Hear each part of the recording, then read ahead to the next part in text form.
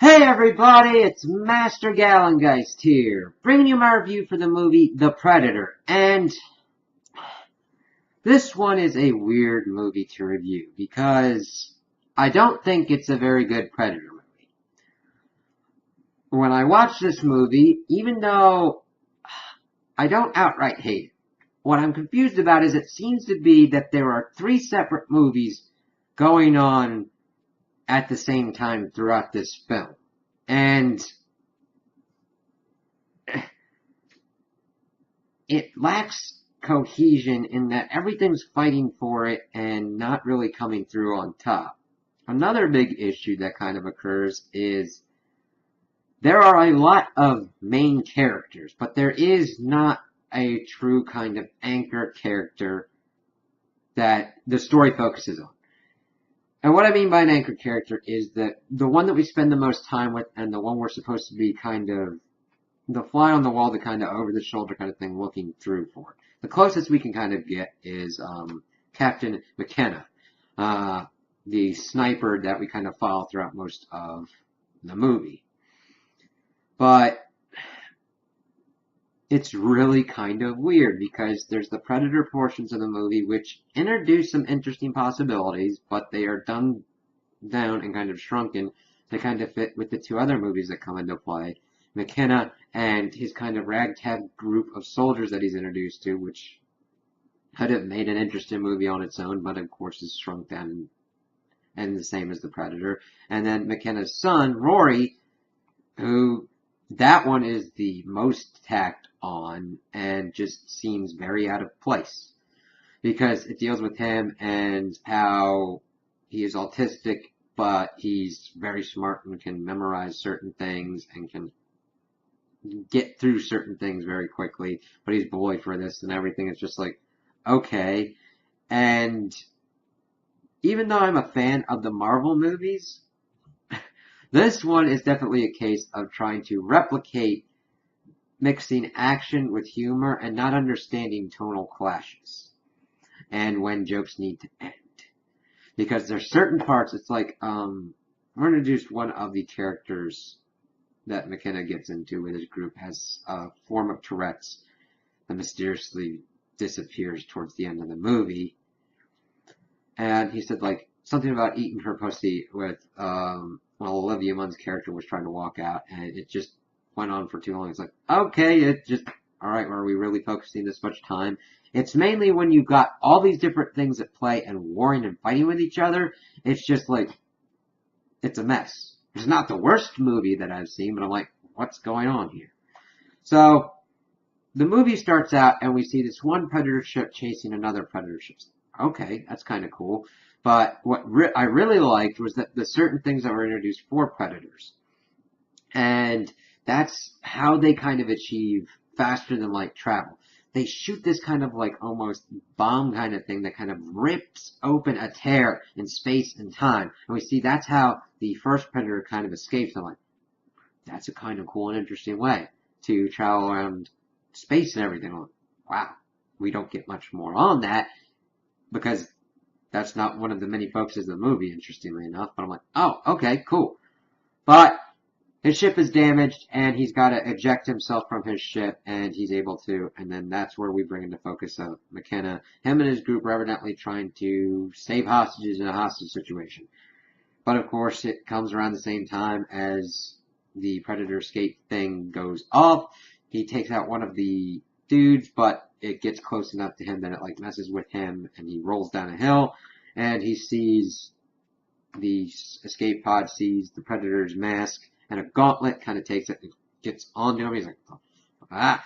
And one of his squad's able to come up, and then they see the dead body of the other one, and the Predator killed him. And he's like invisible, kills the other dude, and the gauntlet more of a vambrace actually, shoots something out and kind of stuns the Predator. It's like, okay, whatever. But he kind of escapes from the area, mails the mask and the gauntlet to his estranged wife and his son, kind of like an insurance policy, and he swallows a ball because it's a cloaking device that's used later on in the movie. He gets taken in. He's being like psych-evaled by this dude that this kind of covert group of people, but I honestly really don't know what his goals are. I mean, he's trying to figure, I don't know if he's trying to stop the Predator, get information from the Predator, because his stuff kind of changes throughout the movie. Motivations are not very clear in what's going on here. It's mainly like action set piece, humor set piece, try and get some plot to make into it. I'm like, what the hell is going on? So they essentially put him in a prison bus pretty much with like another group of crazies because they're trying to make sure that he doesn't talk and that nobody believes him about aliens and shit. But they then go and find Olivia Munn's character, Casey, and she's this like biologist at Johns Hopkins University, and they go and get her. And the thing is, her character becomes problematic in this movie, mainly because we're like, okay, she's this very smart doctor. And then towards the end, she's handling weapons like she's had years of training like all these soldier people. So, what? Because they get her to the base, they've got the Predator heavily sedated, and they're going to like inspect all this stuff. And she actually wants McKenna back so she can interrogate him before they like lobotomize him. So prison bus turns around. Of course, by the time this happens and they're pretty much towards the base, the Predator wakes up, and they had a funny kind of thing about talking about how it should be more of a hunter or a trophy hunter, but everybody's like, yeah, we took a vote, Predator's cooler. And they'd evidently gotten into its DNA and found out that there was like human DNA, and they're like, one of the funny jokes was like, you want to know who fucked an alien? It's like, yep! And there are certain jokes that do land. It's just a lot more than not, they're like taken to like too long. You're like, you gotta figure out how long a joke takes before it like wears out its welcome. And you're like, you spent like all this time on it when you could be doing something else. Well, but the Predator wakes up, is pissed off, and just starts killing people. Now, that is not initially a problem. It becomes a problem later on in the movie. So they're going all out. Olivia Munn's trying to like get out of the area and not get killed, and she's got like a trank. She took one thing that was at the base and also a trank gun because she's had training tranking a fucking 7-foot tall reptilioid alien whose biology she was just learning stuff about, and she had to like decontaminate, so she was naked and everything, and she had the gun down, and the Predator didn't go after her, and instead just kept racking off all around the base. Prisoners, McKenna see him and like, yeah, I want to fuck that thing up, and there all the rest of the bus were like, yep, okay, cool. And I'm not really going that much into depth with any of the other characters. I didn't mind them, but there's not much in there to latch on. They were essentially canon fodder characters that you're given the barest amount to like about, so that way you're like, oh, they died. So sad. Moving on. So, that thing's running through the base, and Olivia Munn is chasing after it with a trank gun. And she's able to roll on the bus. She's trying to shoot at it, and so is McKenna. McKenna's shooting at it with a shotgun that he got from the prison guards, but the Predator turns around, shoots out the bus tire, and Olivia Munn accidentally tranks herself. It's like, okay. And the guards on the base that were left over from not being murdered by the Predator are given orders to take out Munn, but of course the prisoners had to get to the choppers, motorcycles, and knocked one out and took her with them. I was like, okay, funny enough reference. I didn't hate it. I'm like, okay, alright, haha, fine, going on. So they're going off and they're trying to like not get killed while they have to make sure that she wakes up and everything. They have their humorous situations. McKenna pretty much says, you know what, they were going to kill you, so you got to work with us. Fine, we have to figure out what's going on with this Predator thing. And he tells them about, like, oh shit, he mailed off the stuff to his son. We get introduced to his son. He's at his school. He's at chess club and everything. These two stupid bully kids pull the fire alarm. It messes with him because he doesn't really like high-pitched noises, and it just takes him into just a kind of defense mode. And they, of course, were going to do stuff to him. I was like, what the fuck's going on with him? Okay, never mind. They just take off all this stuff, for the chess boards and everything, but then he puts everything back into place. That's a cool demonstration of his ability to remember things, but it's not really used that much later on. It's more of after he gets back home, he's messing with the Predator gear and is able to not figure out the language, but figure out how to interface with the technology within the Predator stuff. Other thing that's pretty cool is when the Predator was breaking out, he used his mask to be able to remote interface with his actual mask and figure out its kind of location. So that's why he's going towards his son. So by this point, we see the other Predator, which is just a bigger Predator, and it's got Predator dogs that look like the Predators too. It's like, okay, interesting. I don't mind changes in lore, but when it becomes this drastic and this kind of loose, I'm like, so evidently they use Predator DNA for like everything? I didn't get that kind of vibe to begin with. So that then introduces a whole kind of sequence of events, and we see this Super Predator. Well, I don't know if it's a Super Predator or a regular Predator, because the Predator that we've been following has been the one that's been introduced with human DNA, and that's why it's smaller. It's like, alright, whatever. So, at Trick or Treat, the kid goes out with the Predator mask and the gauntlet, and it's like, okay, you thought that they would recognize you with the pirate and the Frankenstein, but they're not gonna be like, that kid's got a helmet that's like 3 times the size of his head on. Granted, it's just fucking huge on the kid. But he's going around trick-or-treating, the boys try and do stuff to him. The helmet automates a kind of defense mechanism because a douche was standing up on top of like a deck on his house and threw something at him, and fucking nuked it and destroyed it. It's like, holy shit. That's around the time that the dogs are kind of like coming after everything. McKenna's hooked up with his kid again, and we get a dog fight, which was actually kind of pretty cool. They couldn't really shoot them because their bodies can just like fucking deflect the bullets. So one of them gets taken out by a grenade, and then one of the other prisoners like goes up and shoots one of them like in the head, but it doesn't kill it. It kind of like reboots it to a degree, and it just becomes kind of like a dog that follows him around. Again, interesting aspect, not much done with it. I mean, it's used later on to fight certain things and everything, but eh.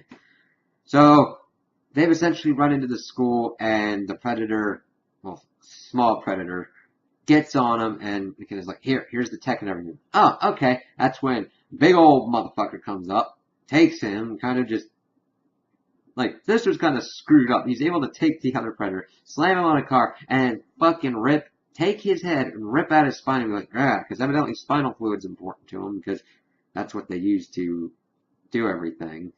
But the rest of the group escape to a farm, and they're just kind of hiding out. And of course, that's when the Traeger dude, the head dude, gets into effect. They capture him. We get kind of an info dump and that saying about like global warming is going to be like killing us in like 1 to 2 generations. What if they're here to finish off the harvest and then move in? It's like, okay. And that what if this Predator that we had was actually like a rogue agent and was trying to give us information and tech. And that becomes what's going on in the movie. Which doesn't make any sense of why the small humanoid Predator, well not humanoid, but the one with the human DNA, would start killing anybody. Well, indiscriminately. Wouldn't you try and fucking talk and be like, I come in peace, instead of like immediately, you are ejected and you kill people. I mean, fuck, you're 7 feet tall, made out of muscles, and you know what it takes to kill something and not kill something. Wouldn't you take a kind of soldier or something and be like, take me to your fucking leader, bro, I got some shit to tell you. It's like, no, okay, whatever. Oh, okay, I got knocked out by this dude, and now I'm on the table. I'll be like, could you please let me out of here, please? Or just be like, but no, I'm just going to start killing and hurting and maiming people. hurts my brain. But, okay, that's what we get. He's getting ready to take out everybody, but, of course, some of the prisoners had went and got in a helicopter. Traeger leaves with McKenna's son because he's the only one that can interface with the tech, and they find the crash ship, and they're trying to get info and all that kind of stuff. But McKenna and the rest of the group get there, and they go through a kind of standoff thing, and the big predator comes in and just like, fuck this shit, and starts killing more of the people, takes the ship, sets it to detonate, and be like, okay, I'm gonna give you guys a head start, and references McKenna, but he's actually referring to the Rory kid because of how smart he is. We're getting stuff about like how autism could essentially be a form of evolution, depending because of how different they can like you can think and figure out stuff, because that's what we've been shown with this kid of how smart he is with figuring out stuff. It's like, okay, that works. Like, all right, we'll see how this goes. So they go through, they kind of team up. The Traeger dude gets one of these shoulder-mounted Predator cannons, and this is where we start seeing some of the people dying. We see Traeger's group pretty much taken almost out. We see two of the, the helicopter pilot guy was already killed, and by the big Predator. Then the other, we got two more casualties, and then that's kind of leaving the rest of them. And he takes Rory because they want to use his spinal fluid. Yeah. And the Traeger dude accidentally blows his own head off. And that was really confusing to kind of figure out, because the scene was so fast and so unclear. It's like, what the hell is going on? This movie's not as bad with action being like very hard to tell what's going on, but in this scene it was like he was trying to look over at something and like jerked his head, and that made the can go. It was like, did that really just fucking happen? I'm like, his character was an okay kind of bad guy, and I kind of thought that he would get kind of a better death than that. I'm like, okay, whatever. So they go after the big Predator, and they have a hard time killing him because he can essentially create an exoskeleton under his skin. I'm like, that's cool, and kind of doesn't really fit with what we've seen so far with them. Yes, they do use advanced technology and would probably get into biological, like, modifications. But it's getting to a point where it's like, really takes the challenge out of the hunt. And what we've seen of these creatures in previous movies is that they take that very seriously. These are rites of passage for these people. They go after the smartest, most dangerous kind of prey, the most aggressive, the most cunning kind of prey to prove themselves. And they do it with the least amount of technology as possible. So that way they can prove their prowess to themselves and to their people. That kind of takes it out of it, unless you're going more along the lines that this is more of a Black Ops level Predator that is using this to be like, you know what, somebody fucked up and I need to take that out. And granted, I don't have a problem with that. It just needs more explanation of showing and telling in this case. Usually, I'd like to be shown more than told, but we don't really get even that kind of distinction. So, they have to disable the ship. Can three of his group get up on there, and one of them gets killed because his legs are chopped off by an energy shield, and the last kind of group guy throws himself into the turbine to take it out. There's a tussle on board, but they're able to bring it down, and through luck and everything, they essentially are able to chop off one of the Predator's arms because of the energy shield, because his kid was tumbling down a chute and pretty much hit some buttons, and it just miraculously did that, which of course gave McKenna the kind of, I would say blade launcher, but because of how big this fucker is, it's essentially a mini spear harpoon fucking thing, which he uses as a rifle. Kind of cool and badass. But Munn kind of gets on him, shoots him in the head to kind of like discombobulate him. She gets kind of thrown off, but tosses him some explosives. He puts it on there, shoots it at him, and he essentially gets Monty Python and the Holy Grail's Black Knighted / Anakin Skywalker, and the rest of his limbs are blown off, and he's just bloodied as shit, and McKenna just shoots the shit out of his head. Rory, McKenna, and Casey then kind of bury effects of the group to kind of remember them, and then we get to the end of the movie, which kind of messes it up even more and essentially turns it more into an Iron Man movie. So, McKenna's fine, it's captain and everything. They're essentially at a really high-tech facility, which they could have had they could have linked it to like the Weyland-Yutani Corporation or kind of stuff that usually goes on, but we don't even get that. But evidently Rory works there now, even though he's a kid. Granted, he's super smart and it's able to let him do stuff.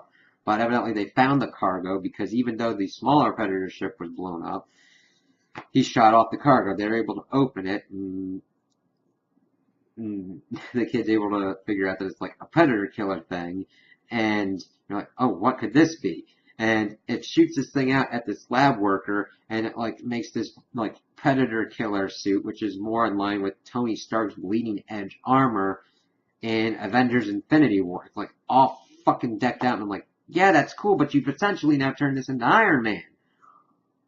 I don't have a problem with Iron Man. Iron Man's one of my favorite like characters.